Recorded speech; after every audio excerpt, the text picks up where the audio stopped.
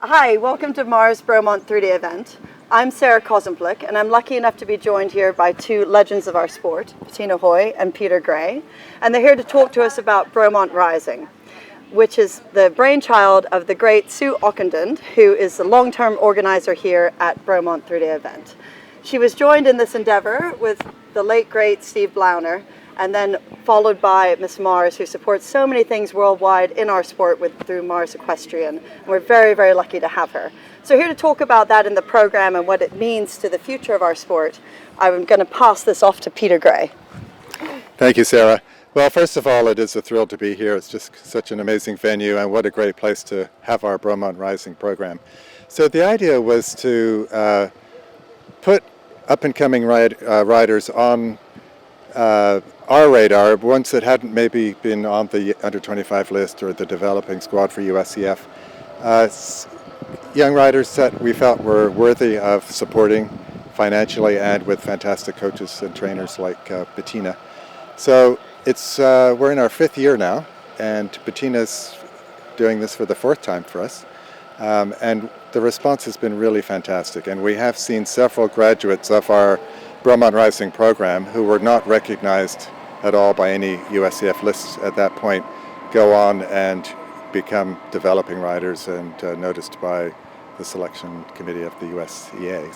Which is so important. And what exactly does the Bromont Rising format look like? Because I think one of the cool things to talk about is a really educational, it's not just having a few riding lessons, right? I mean, we're doing a lot of behind the scenes coaching and educational things for these riders here at the event. Yes, so we started this morning with our introductory meeting to introduce Sue, and Derek DeGrazia, I thought, gave a fantastic analysis of the course. But what he hasn't done in the past was given some almost training tips on how to ride cross-country, not necessarily this course. So I thought it was a great presentation.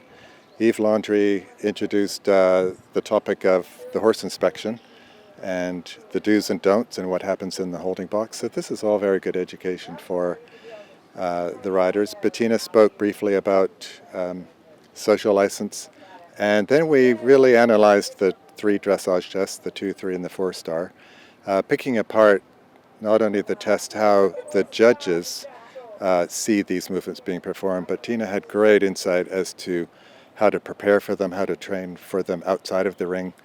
And I thought we worked really well together. Yeah, we did. Yeah. We did. Well, and having grown up so much with the excellent youth program in Germany, I mean, why do you think doing this Bromont Rising program is important? I think it's really important to bridge the gap, because, as you said, in Germany we start already riding championships and pick these kids up on the ponies, so they're under 16. Then we have the kids under 16 on horses. Then we have the juniors that goes to 18, the young riders 21, and we're actually now in the process of starting to develop a European Championship for the under 25. The Brits, they do it, very well with having the under 25 at Bromont, but that's to me the biggest step to get from the young rider to go onto your senior level. And that's where we just have to help. And I think it is fantastic that Ms. Mars is sponsoring this. As I said, we have all our national coaches, plus we have the European Championship. So there is already a program in place. Yes. And this is definitely picking up on it. Yes, and we're a bit woefully behind in North America, and that's where I think that Sue Ockenden has always been a bit of a visionary that way, of thinking about how we can promote the sport over here in this well, not just in this country, in the Americas, and I think that's very, very cool. The other thing I've heard that I would like to talk about is it's not just when I say just, it's very important to have the financial support, which they get for coming here. They get support to enter the event and to travel and all of that, because that's a big deal. But the other thing I think that is vitally important is that they get the mentorship and they get the exposure to different people to different great people in the sport that they can rely on in the future to understand how they should be building their programs and what they should be doing.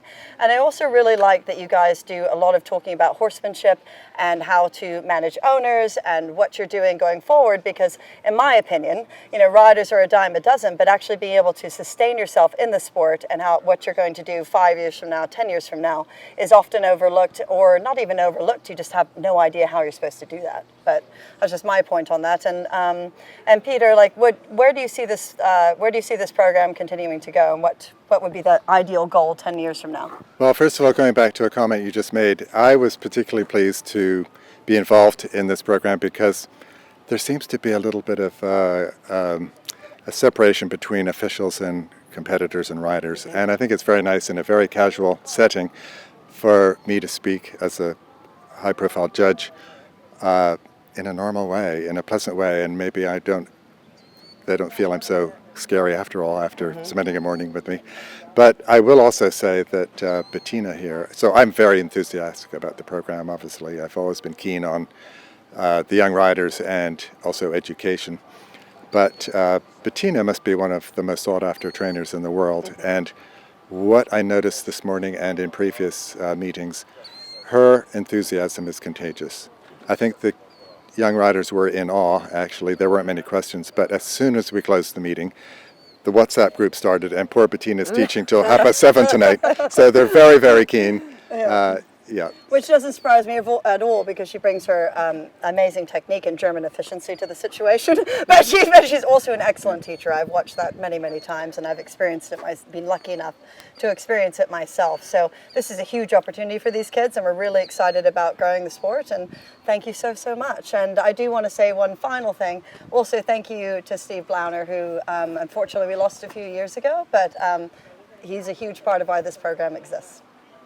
Thank you. Thank you.